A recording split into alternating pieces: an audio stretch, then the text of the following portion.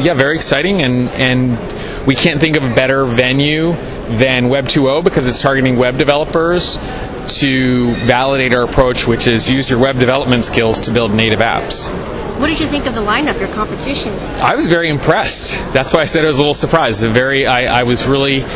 thought Angolese was an amazing thing, and I've got a lot of Russian and Spanish and Colombian developers working for me, so I've asked them to do the Russian and Spanish versions of their stuff, and we're going to use the other finalist was Ask Your Target Market, and we're going to start using them as well.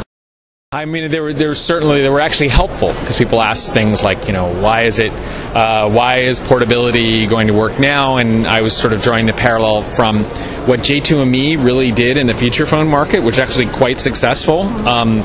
Working on billions of phones now, literally billions.